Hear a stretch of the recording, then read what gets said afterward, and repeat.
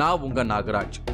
ஆவிகளை தன்னோட உடம்புக்குள்ள வரவழைச்சு ஆட்டோ ரைட்டிங் மூலமா பிரச்சனைகளுக்கு தீர்வு சொல்லும் ஒரு பெண்ணை பத்தின தகவல் எனக்கு கிடைச்சிருக்கு. அப்படி ஆட்டோ ரைட்டிங்ல வரக்கூடிய வழிபாட்டு முறைகளை செஞ்சா சித்தர்களே பில்லு சூனியம் செய்வினைய நீக்கிடுவாங்கன்னு ஒரு புது டெக்னிக்கையும் இவங்க சொல்லியிருக்காங்க.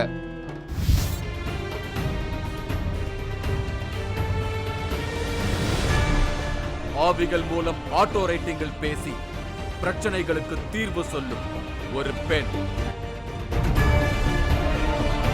சாமியோட உருவம் அப்படியே வரும். ஆவியுடன் பேசும் நேரடி காட்சிகள். நான் இன்னைக்கு கோயம்புத்தூருக்கு வந்திருக்கேன். இங்கதான் நான் தேடி வந்த பெண் இருக்காங்க. அவங்களோட பேரு அம்சவேணி. கிட்டத்தட்ட 20 வருஷமா ஆட்டோ ரைட்டிங் மூலமா ஆவிகளை வரவழைச்சு பிரச்சனைகளுக்கு தீர்வு சொல்றதா எனக்கு தகவல் கிடைச்சது. கோயம்புத்தூர் காந்தி பார்க் பக்கத்தில் இருக்க பொன்னையாராஜபுரமில் இருக்காங்க அம்சவேணி அம்மா. அவங்க சித்தர்களோட ஆத்மா, புனித ஆத்மாவை அழைச்சி ஆட்டோ ரைட்டிங் முறைப்படி அவங்கள வந்து பார்க்குறவங்களோட பிரச்சனைகளுக்கு தீர்வு சொல்கிறாங்க. அது மட்டும் இல்லாமல் டிரான்ஸ்மீடியம் அப்படின்னு சொல்லப்படுற தன்னோட உடல்லையே புனித ஆத்மாவையோ இல்லை சித்தர்களோட ஆத்மாவையோ இறக்கி அவங்க கேட்குற கேள்விகளுக்கெல்லாம் பதிலும் கேட்குறாங்க. இது என்ன அப்படின்னா, சித்தர்களோட ஜீவசமாதிக்கு போகிறதே பெரிய விஷயம் அப்படின்னு நம்ம நினைப்போம். ஆனால் அம்சவேணி அவங்க சித்தர்களோட ஆத்மாவை அழைச்சி அவங்கள்ட்ட பல கேள்விகள் கேட்டு அதுக்கு பதிலும் வாங்குறாங்க. இன்னைக்கு அம்சவேணி அம்மாவை பத்தி தான் பார்க்க போறோம். வாங்க. அம்சவேணி வீடு இருக்கிற பகுதிக்கு வந்துட்டேன். நான் இங்க வர விஷயத்த முன்கூட்டியே போன்ல சொல்லி இருந்ததால எனக்காக ஒருத்தர் வெயிட் பண்ணிக்கிட்டு இருந்தாரு. இவர் பேரு குரு கந்தசாமி. நான் சந்திக்க வந்திருக்கிற அம்சவேணியோட கணவர். என்ன ரிசப்ஷன்ல உட்கார வச்சாரு. அம்சவேணி கிட்ட ஆட்டோ ரைட்டிங் மூலமா பிரச்சனைகளுக்கு தீர்வு கேட்டு இங்க நிறைய பேர் வந்திருந்தாங்க. இவங்க தான் அம்சவேணி. ஆட்டோ ரைட்டிங் மூலமா ஆவிகளை தனக்குள்ள வரவழைச்சு பிரச்சனைகளுக்கு தீர்வு சொல்றாங்க. கடந்த 20 வருஷமா ஆட்டோ ரைட்டிங் மூலமா நிறைய பேரோட பிரச்சனைகளுக்கு தீர்வு சொல்லியிருக்காங்க. எதிரில உட்கார்ந்த உடனே தானாகவே பிரச்சனைகளை கண்டுபிடிச்சு சொல்றதுதான் அம்சவேணியோட ஸ்பெஷாலிட்டியா கருதப்படுது. இவங்களோட பூஜரும் முழுக்க சித்தர் படங்களும் சாமி சிலைகளும், குறிப்பா சித்தர்கள் வழிபடக்கூடிய பாலாக்குட்டி அம்மனோட சிலையும் இருந்தது. அம்சவேணி ஆட்டோ ரைட்டிங் மூலமா தீர்வு சொல்றதுக்கு முன்னாடி பூஜை செய்யறது வழக்கம். இன்னைக்கும் பூஜை செய்ய ஆரம்பிச்சாங்க.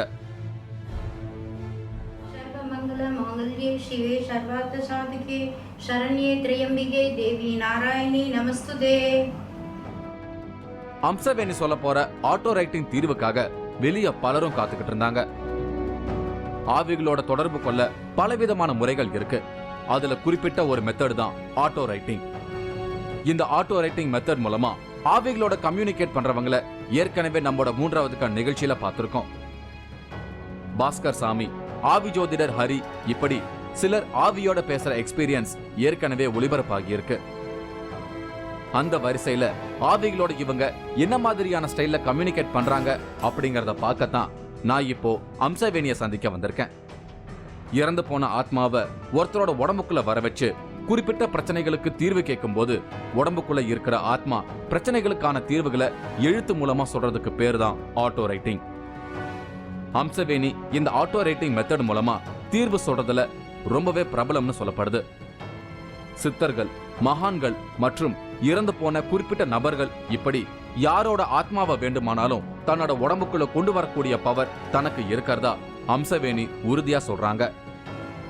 இப்படி இறந்து போனவங்களோட பேசுறவங்கள மீடியம் அப்படின்னு குறிப்பிடுறாங்க. நான் மீடியமா இருக்கேன். நான் இதை ஆரம்பித்த காலம் 22 வருஷம் ஆச்சு. இப்போ அதாவது சித்தர்கள், ரிஷிகள், முனிவர்கள், மகான்கள், நம்மளோட முன்னோர்கள், இந்த மாதிரி உள்ளவங்கள அவங்களோட துணையோட நான் இந்த சர்வீஸ் பண்ணிகிட்ருக்கேன். இப்போ உங்கள்கிட்ட பார்க்குற கிளைண்ட்ஸ்லாம் என்ன மாதிரி வருவாங்க? அவங்க வீட்டில் பிரச்சனை இருக்கும். அந்த பிரச்சனைக்காக வர்றவங்க இருக்காங்க. பிரச்சனைக்காக நம்ம அப்பா கிட்ட கேட்கணும் அப்படின்னு சொல்லி வருவாங்க. அப்பா கிட்டேயோ பாட்டிக்கிட்டேயோ முன்னோர்கள் சாபத்தீடு இந்த மாதிரி எல்லாம் இருந்ததுன்னா அது சம்மந்தப்பட்டு கேட்குறதுக்கு வருவாங்க. அதற்கான விவரங்கள் எல்லாம் வாங்குறதுக்கு வருவாங்க. பிரியத்துக்கு பேசுறதுக்கு வருவாங்க. இவங்க ராஜேஸ்வரி. இவங்களுக்கு குழந்தை இல்லை. அதை பத்தி தெரிஞ்சுக்கத்தான் இன்னைக்கு அம்சவேணியை பார்க்க வந்திருக்காங்க. அம்சவேணி வழிபாட்டை முடிச்சுட்டு ஆட்டோ ரைட்டிங் பண்றதுக்காக ரெடியா இருந்தாங்க. ராஜேஸ்வரி அவங்க எதிரில் உட்கார்ந்து இருந்தாங்க. ராஜேஸ்வரியோட பிரச்சனைக்கு தீர்வு சொல்றதுக்காக அகத்தியரை தனக்குள்ள வர வச்சு எழுத ஆரம்பிச்சாங்க அம்சவேணி. ராஜேஸ்வரி ஆசீர்வாதம் பண்றாங்க உங்களுக்கு. உங்களுக்கு தொழில் ரீதியான பிரச்சனைகள் எல்லாம் தீர்ந்து குறுகிய காலகட்டத்தில் ஒரு வளர்ச்சி அடையக்கூடிய ஒரு அமைப்பு உருவாகும், கவலை வேண்டாம்னு சொல்றாங்க. அம்சவேணி வேகமா எழுதிக்கிட்டு இருந்தாங்க. தனக்குள்ள இருக்கிற அகத்தியர் சூட்சம ரூபத்துல வழி நடத்துறதால தான் தன்னால இப்படி எழுத முடியும்னு அம்சவேணி குறிப்பிடுறாங்க. குறிப்பிட்ட காலத்துக்குள்ள தொழில நல்ல முன்னேற்றம் ஏற்படும்னு, குழந்தை பாக்கியம் கண்டிப்பா கிடைக்கும்னு அகத்தியர் சொல்றதா அம்சவேணி ரைட்டிங்ல எழுதினாங்க. ஜென்மத்தில் உங்களுக்கு சித்தர்கள் தொடர்பு இருந்ததுனால அகத்தியருடைய அருள் எப்பவுமே உங்களுக்கு இருக்கும் அப்படிங்கிறதையும் அவர் வந்து சொல்றாரு. கவலை வேண்டாம் மகளே, என்றும் உங்களுக்கு உறுதுணையாக இருப்போம். விரைவில் ஒரு திடீர் யோகமோ அல்லது முன்னேற்றமோ ஏற்படுத்தி உங்களுக்கு புத்திர பாக்கியத்தையும் ஒரு குறிப்பிட்ட காலகட்டத்திற்குள் கொடுப்பதற்கு நாங்கள் வழிகாட்டி தருகிறோம், கவலை வேண்டாம். எல்லா ஆண்களோட வெற்றிக்கு பின்னாலையும் ஒரு பெண் இருப்பாங்கன்னு சொல்லுவாங்க. ஆனா இங்க அம்சவேணிங்கிற பெண்ணோட வெற்றிக்கு பின்னால ஒரு ஆண் இருக்காரு. அவர்தான் இவங்களோட கணவர் குரு கந்தசாமி. அம்சவேணி இந்த அளவுக்கு சக்சஸ்ஃபுல்லா இருக்கிறதுக்கு காரணமா சொல்றாங்க. இப்போ அம்சவேணி அவங்களுக்கு வந்து மீடியம் ஆகிறதுக்கு ஒரு தூண்டுகோலாக நீங்கள் தான் இருந்திருக்கிறதா சொன்னாங்க. ஆமாம். அவங்களுக்கு எப்படி இந்த பயிற்சி கற்றுக்கிறதுக்கு நீங்கள் வந்து அலோவ் பண்ணீங்க? எப்படி இந்த அளவுக்கு அவங்க வளர்ந்தாங்க, அதை பற்றி சொல்லுங்கள். நான் டிபார்ட்மெண்ட்டில் வேலை செய்கிறப்போ எனக்கு பர்சனலாக ஒரு பிரச்சனை இருந்துச்சு. அப்போ இது தீர்வுக்காக நான் இந்த மாதிரி ஒரு இடங்களுக்கு போய் பார்க்க வேண்டிய சூழ்நிலை வந்துச்சு. ஒரு இடத்துல போய் பார்த்தேன். எனக்கு இந்த பிரச்சனைகள் தீர்வு கிடச்சிது. அப்புறம் அதுக்கப்புறம் அவர் எங்கள் வீட்டுக்கு வந்து எங்கள் வீட்டில் பூஜை ரூமில் வச்சு மீண்டும் அது மாதிரி செஞ்சிட்ருக்கிறப்போ எங்கள் வீட்டில் நல்லா பவர் இருக்குதுன்னு சொல்லி அவர் ஃபீல் பண்ணார். அப்போது சார் நீங்களும் பண்ணி பாருங்கன்னு சொல்லி எனக்கு கற்றுக் கொடுத்தாரு. நான் கொஞ்ச நாள் கற்றுட்டு இருந்தேன். நாளாக கொஞ்சம் கொஞ்சமாக இம்ப்ரூவ்மெண்ட் ஆச்சுடைய முழுவதுமாக வரல. அப்புறம் கொஞ்ச நாள் கழிச்சிட்டு இருக்கிறப்போ நடுவில் ஒரு நாள் மனைவி வந்து செய்து பார்க்கலான்னாங்க. சரி அவங்களுக்கு நான் சொல்லி கொடுத்து பண்ண சொன்னேன். அவங்க முதல் அன்னைக்கே அந்த 100% வந்துருச்சு. அவங்க குரு கந்தசாமிக்கு ஆவிகள் மூலமா தன்னோட சொந்த பிரச்சனைகளுக்கு தீர்வு கண்டுபிடிக்கிறதுல ஆர்வமா இருந்திருக்காரு. அப்படிப்பட்ட சூழ்நிலையில தான் குரு கந்தசாமியும் ஆவிகளோட தொடர்பு கொள்ள பயிற்சி எடுத்திருக்காரு. அப்பதான் கணவர் செய்த பயிற்சியை அம்சவேணியும் முயற்சி பண்ணி பார்த்திருக்காங்க. ஆச்சரியப்படும் விதமா வெற்றிகரமான ரிசல்ட் அம்சவேணிக்கு தான் முதல்ல கிடைச்சிருக்கு. அன்னையில இருந்து ஆவிகளோட தொடர்பு கொள்ளும் ஒரு தொடர்பாளரா, அதாவது மீடியமா மாறியிருக்காங்க. திடீர்னு ஒரு நாள் அம்சவேணிக்கு இறந்து போன தன்னோட அப்பா ஆவியோட பேசணும்னு ஒரு எண்ணம் வந்திருக்கு. எங்கள் அப்பா பேர் வந்து பாண்டியராஜன். ஒரு விஐபி அந்தஸ்து பெறுவாய் அப்படின்னு சொல்லிட்டு அப்பாவுடைய ஆன்மா வந்து எழுதிச்சு. எழுதும்போது நான் சிரித்தேன். நம்ம வந்து ஒரு +2 தான் படிச்சிருக்கோம், நம்ம என்ன பண்ணுறோம், ஒன்றுமே ஒரு சாஸ்திர சம்பிரதாயங்களும் நமக்கு தெரியாது, நம்ம எப்படி இதில் பண்ண முடியும் அப்படின்னும்போது நீ வந்து மற்ற கடல் கடந்து போய் இதெல்லாம் செய்வ அப்படியெல்லாம் சொன்னாங்க. நான் நம்பவே இல்லை. ஆனால் அதெல்லாம் நடந்திருக்கு. இப்போ வரைக்கும் எல்லாமே நடந்திருக்கு. ஆவிகளோட தொடர்பு கொண்டு மீடியமா செயல்படுற எல்லாருக்குமே ஒரு வழிகாட்டி ஆவி அவசியம் தேவைப்படும். பாலசுப்ரமணியம் அப்படிங்கிறவரும் நடிகர் SV சேகரின் அப்பா இப்படி தனக்கு 2 பேரு வழிகாட்டி ஆவியா இருக்கிறதா சொல்லி ஆச்சரியப்படுத்துறாங்க அம்சவேணி. வழிகாட்டி ஆவியோட உத்தரவு கிடைச்சா மட்டும்தான் அம்சவேணி பேச வேண்டிய குறிப்பிட்ட ஆவியோட தொடர்பு கொண்டு பேசுவாங்களாம். இப்போ வந்து எனக்கு வந்து வழிகாட்டி ஆத்மாக்கள் அப்படிங்கிறது வந்து எங்கள் உடம்புல இருக்கக்கூடிய இந்த எக்டோபிளாசம் பவருக்கு வந்து எங்களுக்கு சத்தியம் செய்து கொடுத்த அந்த பாலகிருஷ்ண ஐயாவுடைய ஆத்மா வந்து இன்னைக்கு வரைக்கும் எங்களுக்கு தொடர்பாக இருக்குது. இப்போ பாதுகாப்பாக இருப்பேன்னு சத்தியம் பண்ணதுனால இன்னைக்கு பாதுகாப்பாக இருக்குது. நிறைய அதாவது புண்ணியாத்மாக்களை நம்ம யாரை வேணாலும் அழைக்கலாம்னா எங்கள் வழிகாட்டி ஆத்மா அனுமதி கொடுக்கக்கூடிய புண்ணியாத்மாக்களை நம்ம அழைக்கிறோம். அவர்கிட்ட கேட்காம நம்ம எதுவுமே செய்ய முடியாது. இப்போ SV சேகர் அண்ணா இருக்கார்ல, அவருடைய அப்பா கூட இப்போ எனக்கு நிறைய கைட் பண்ணி கொடுத்துட்ருக்காரு. நிறைய விஷயங்கள் வந்து கைட் பண்ணி கொடுத்துட்ருக்காரு. அவரையும் என்னைய மகளாக ஏற்றுட்டாரு, நான் அவர் அப்பாவாக ஏற்றுக்கிட்டு அந்த ஆத்மாவும் எனக்கு ரொம்ப துணையாக இருக்குது. இப்போது ஒருத்தர் வந்து நம்மக்கிட்ட கேட்குறாங்கன்னா எங்கள் அப்பா கூட பேசணும்னு வாங்க, அவங்க இயற்கை மரணமான்னு கேட்டால் பொய் கூட சொல்லுவாங்க, அவங்க இயற்கை மரணம் அடைஞ்சிருக்காங்கன்னு வாங்க. ஆனால் இதுக்கு தான் நாங்கள் வந்து எங்கள் வழிகாட்டி ஆத்மா வந்து அவங்க எந்த நிலையில் இருக்காங்க, இப்போ அவங்களோட பேசலாமா, அவங்களோட பேசினா நமக்கு ஆபத்து இருக்கா இல்லையா, அவங்க அனுமதி கொடுப்பாங்க. அப்போ தான் அவங்க அனுமதி கொடுப்பாங்க. அது கூட ஒரு சில ஆன்மாக்களுக்கு டைம் கூட கொடுப்பாங்க. ஆரம்பத்துல ஆவியோட பேசி தீர்வு சொல்ல ஆரம்பித்த அம்சவேணிக்கு அடுத்தடுத்த உயர்வு நிலை கிடைச்சிருக்கு. இப்போ சித்தர்களோட பேசுற வாய்ப்பும் தனக்கு கிடைச்சிருக்கிறதா இவங்க சொல்றாங்க. பேனை வச்ச உடனே அந்த ரீஃபில் இருக்கு இல்லைங்களா, அதில் வந்து நல்ல சக்தியில் இறக்கிட்டு வச்சோம்னா அந்த சாமியோட உருவம் அப்படியே வருங்க. வந்துட்டு அந்த எழுத்துக்கள் வரும், இந்த ஓலைச்சுவடி எழுத்துக்கள் மாதிரி வருது இல்லைங்களா ஆட்டோ ரைட்டிங்கில். அதுலேயே வந்து அவங்க மூலமந்திரங்கள் பதிக்கிறதா சொல்கிறாங்க. அதுலேயே மூலமந்திரங்கள் பதிக்கும்போது அந்த பிரச்சனைகள் தீரும்ன்றது.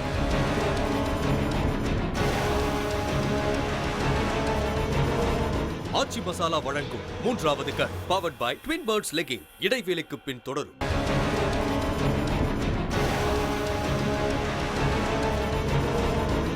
ஆச்சி மசாலா வழங்கும் 3வது cut powered by twin birds legging தொடர்கிறது. நான் இன்னைக்கு கோயம்புத்தூர் காந்தி பார்க்ல இருக்கிற பொன்னையா ராஜபுரத்துல இருக்கேன். இங்க இருக்கிற அம்சவேணி ஆவிகளோட தொடர்பு கொண்டு பேசி ஆட்டோ ரைட்டிங் மூலமா வரவங்களோட பிரச்சனைகளுக்கு தீர்வு சொல்றாங்க.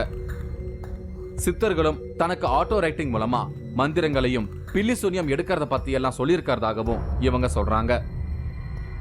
சித்தர்களோட வழிகாட்டுதலால தான் இப்போ இவங்க பாலாக்குட்டிய வழிபட ஆரம்பிச்சிருக்காங்க.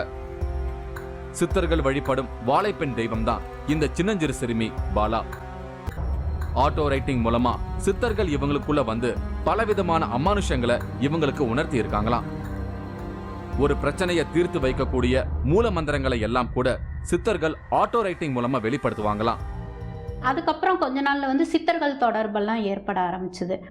சித்தர்கள் வழிபடுற வாழைப்பெண் அப்படின்னு சொல்லுவாங்கல்ல. ஆமா ஆமா, அவங்கள வழிபட ஆரம்பிச்சது எப்ப? அது வந்து இந்த சித்தர்கள் தொடர்பு ஏற்படும் போதே அவங்க வந்து யார சொல்றாங்களோ, என்னென்ன பண்ணணும்னு சொல்றாங்களோ அது எல்லாமே நாங்க பண்ண ஆரம்பிச்சோம். அதாவது நான் வந்து ரொம்ப வந்து இதெல்லாம் ரொம்ப ஆச்சாரமா விழுந்து விழுந்து கும்பிடுறது அப்படின்லாம் கிடையாதுங்க. மானசீகமா வந்து உட்கார்ந்து அவங்கள வந்து நான் அந்த முறையோட நான் கூப்பிடும்போது அவங்க வந்து என்ன சொல்றாங்களோ, இப்போ நீங்களும் நானும் பேசுறோம் இல்லையா, அந்த மாதிரி தான் எனக்கு வந்து வழிகாட்டுவாங்க. அந்த மாதிரி வழிகாட்டுதல் மூலமா தான் இந்த அளவுக்கு எனக்கு வந்திருக்கு. பேனை வச்ச உடனே அந்த ரீஃபில் இருக்கு இல்லைங்களா, அதுல வந்து நல்ல சக்தியில இறக்கிட்டு வச்சோம்னா அந்த சாமியோட உருவம் அப்படியே வருங்க. வந்துட்டு அந்த எழுத்துக்கள் வரும், இந்த ஓலைச்சுவடி எழுத்துக்கள் மாதிரி வருது இல்லைங்களா ஆட்டோ ரைட்டிங்ல. அதுலேயே வந்து அவங்க மூலமந்திரங்கள் பதிக்கிறதா சொல்றாங்க. அதுலேயே மூலமந்திரங்கள் பதிக்கும்போது அந்த பிரச்சனைகள் தீரும்ன்றது. இவங்க கீதா, இவங்களோட மகனுக்கு திருமண ஏற்பாடுகள் நடந்துகிட்டு இருக்கு. அதை பத்தி தெரிஞ்சுக்கத்தான் இன்னைக்கு வந்திருக்காங்க. ஆனா சில வருஷங்களுக்கு முன்னாடி வரைக்கும் கீதாவோட மகனின் நிலை ரொம்பவே பரிதாபத்துக்குரியதா இருந்திருக்கு. தீய சக்திகளால பாதிக்கப்பட்டிருந்த கீதாவோட மகனுக்கு ஆட்டோ ரைட்டிங் மூலமா கரெக்டான தீர்வை கண்டுபிடிச்சு அம்சவேணி சொல்லியிருக்காங்க. அத பத்தி என்கிட்ட ஷேர் பண்ணாங்க கீதா. தன்னோட மகனுக்கு வாழ்க்கையே இல்லைன்னு முடிவு செஞ்ச நிலையில அம்சவேணி தான் ஆட்டோ ரைட்டிங் மூலமா தீர்வு கண்டுபிடிச்சு சரி செஞ்சதா கீதா நம்புறாங்க. பையனுக்கு என்ன பிரச்சனை? பையனுக்கு வந்து நைட்டானா கொஞ்சம் தொந்தரவு பண்ணுவான். ஒரு மாதிரி வலிப்பு மாதிரி வரும், ஃபிக்ஸ் மாதிரி வரும். அதுக்கப்புறம் அவனுக்கு பல பாஷையிலெல்லாம் பேச ஆரம்பிச்சிடுவான். ஆமாம் ஆமாம், அந்த மாதிரி. அப்புறம் நாங்கள் எங்கேயும் எல்லா பக்கம் போய் காட்டிட்டு வந்தோம். என்ன சொன்னாங்க எல்லாருமே இந்த மாதிரி ஒரு கெட்ட சக்தி பையன் உடம்புல இருக்கிறதுனால கொஞ்ச நாளைக்குள்ளே ரெடி ஆகிடும் எல்லாம் எங்கெங்கே சொல்கிறாங்களோ எல்லா பக்கம் நாங்கள் போயிட்டு வந்துட்டோம். அப்புறம் தான் அம்மாவுடைய அட்ரஸ் பார்த்தோன்னே சரி இங்கேயும் வந்து பார்த்துருவோன்னு சொல்லி தான் இங்கே வந்தோம்.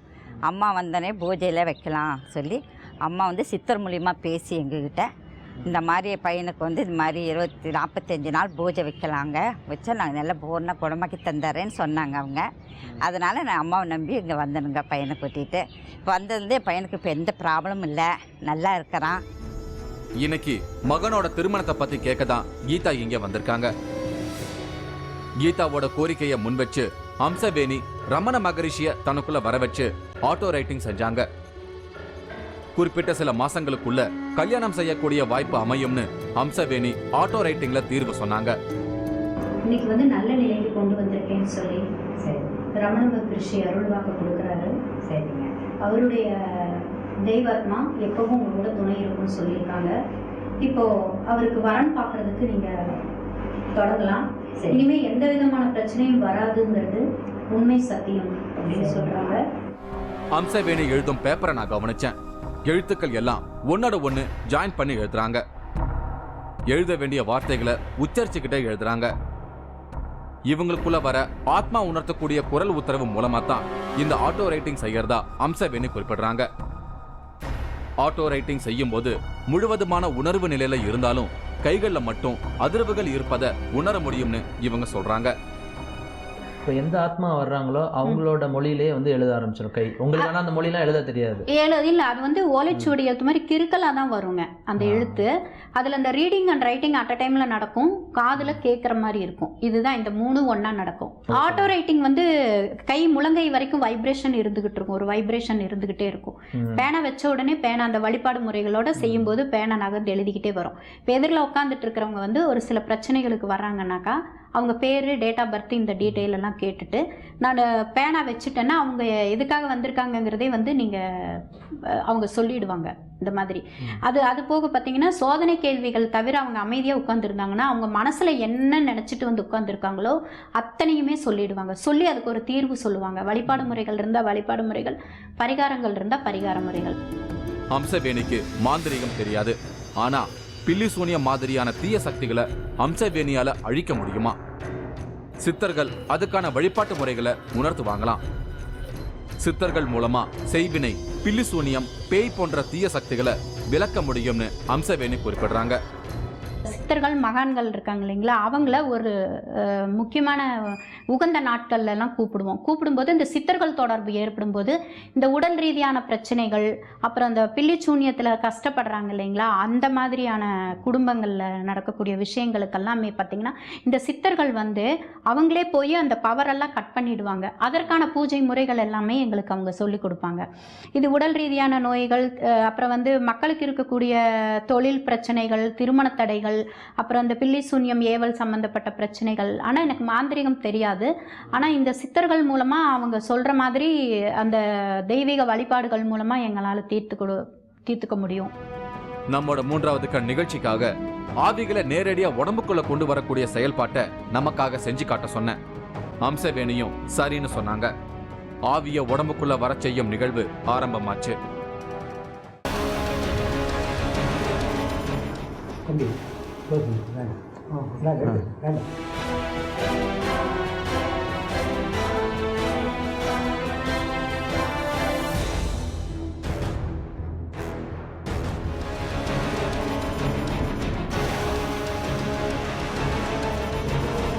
ஆச்சி மசாலா வழங்கும் 3வது கண் powered by twin birds legging. இடைவேளைக்கு பின் தொடரும்.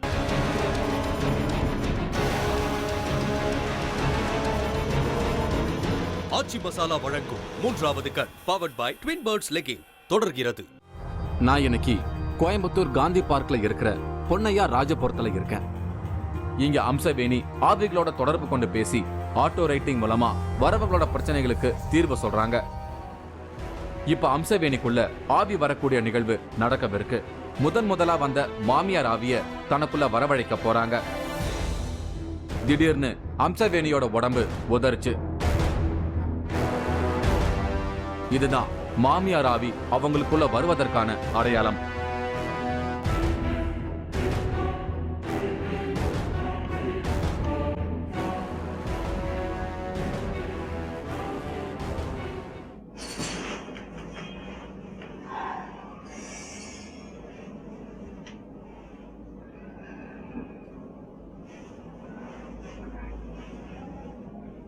ஆசீர்வாதம். வணக்கம்மா.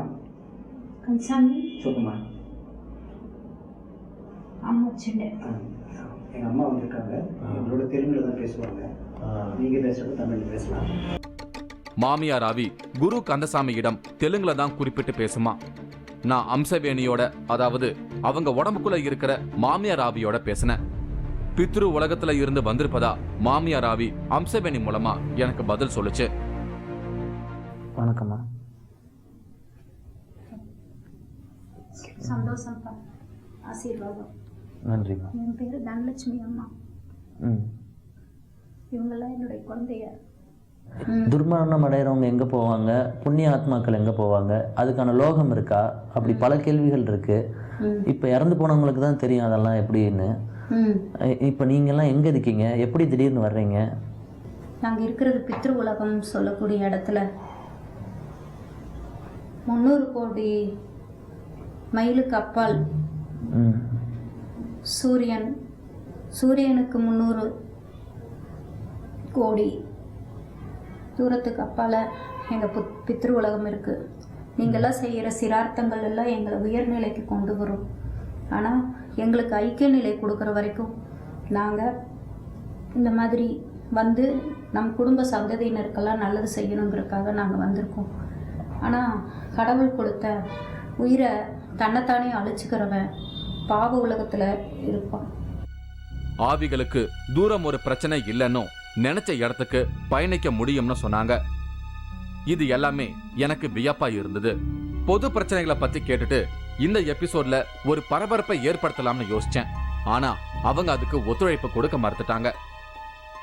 ஆவி ஒருத்தர் உடம்புக்குள்ள இறங்குற செயல்பாட்டை நேரடியா தெரியப்படுத்த மட்டும் வந்திருக்கிறதால மற்ற கேள்விகளுக்கு பதில் சொல்ல முடியாதுன்னு சொல்லிட்டாங்க. அது எனக்கு ஏமாற்றமா இருந்தது. உங்களால் வந்து எல்லா உலகத்துக்கும் போய் பார்க்க முடியுமா? எங்களுக்கு தூரம் ஒரு பொருட்டல்ல. வினாடி நேரங்களுக்கும் குறைவான கணத்தில் எங்களால் வர முடியும், போக முடியும். ஏதாவது பொதுவான சமாச்சாரம் அவங்க டிவிக்காக நாட்டில் நடப்பு ஏதோ ஒன்று அவங்களுக்கு நம்பிக்கை வர்ற மாதிரி ஏதாவது ஒன்று சொல்லிக்க பார்க்கலாம். ஏதாவது ஒன்று நடக்க போகிறதுன்னு சொல்லுவாங்களா? நடக்க போகிறது வேணாம், சரி அவங்க என்ன விருப்பப்படுறாங்கன்னு சொல்லிட்டோம். నేను ఇది ఎలా వచ్చేను ఇదంతా సూచించదానిగా నా వచ్చిండేப்பா. சரி, பிரச்சனை వచ్చే எல்லாம் எப்படி வருதுன்னு காமிக்கிறதுக்காக நான் வந்திருக்கேன். நல்லா கேட்க வேணான்றாங்க. சரிம்மா சரிம்மா. அடுத்து ஹால்ல உட்கார்ந்து காஃபி குடிக்க அம்சவேணி, அதாவது மாமியார் ஆவி எழுந்திருச்சாங்க. ஹால் மாதிரியான ஒரு இடத்துல வந்து உட்கார்ந்துக்கிட்டாங்க. காஃபியை குடிச்சாங்க. நாங்க எல்லாம் பக்கத்திலேயே உட்கார்ந்துருந்தோம். மாமியார் ஆவி உடம்ப விட்டு வெளியேற போறதா சொல்லுச்சு. உடனே குரு கந்தசாமி விபூதியை எடுத்துட்டு வர சொன்னாரு. நெத்தியில விபூதியை வச்சு அழுத்தி பிடிச்சாரு. மாமியார் ஆவி வெளியேற ஆரம்பிச்சது. அடுத்து என்ன நடக்குமோங்கிற ஆர்வத்துல இருந்தோம். தம்பி க்ளோஸ் பண்ணி வேண்டாம். வேண்டாம். அம்சவேணியோட உடம்பு உதற ஆரம்பிச்சுது. திரும்ப திரும்ப உடம்பு உதறுச்சு. ஆவி வெளியேறிடுச்சு. ரொம்ப சோர்வான நிலையில அம்சவேணிய குரு கந்தசாமி வீட்டுக்குள்ள அழைச்சிட்டு போனாரு. ஆரம்பத்துல ஆவிகள் அப்படின்னாலே பயப்பட்ட ஒரு பெண் இப்படி அடுத்தவங்க பிரச்சனைகளுக்கு தன்னுடைய உடம்புக்குள்ள ஆவியா வரவழைக்கக்கூடிய அளவுக்கு சக்சஸ் ஆகி இருக்கிறது வியப்பான நிகழ்வா தான் தோணுச்சு. அடுத்து ஒரு அமானுஷமான நிகழ்வோட நான் உங்களை சந்திக்கிறேன். அதுவரை உங்களிடமிருந்து விடை பெறுகிறேன்.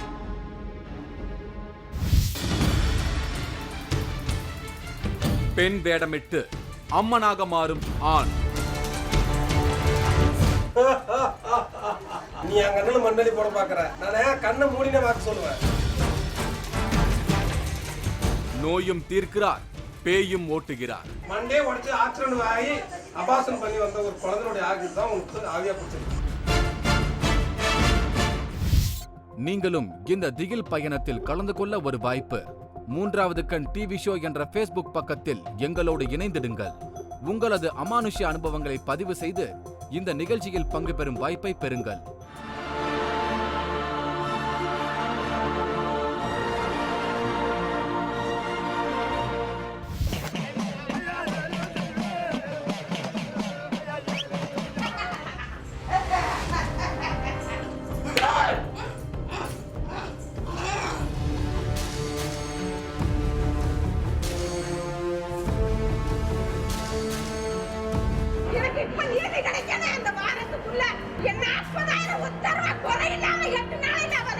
சின்ன வச்சு அவ கரிய சின்ன வச்சு உங்களை நீ மூஞ்சி கொடுக்கணும்.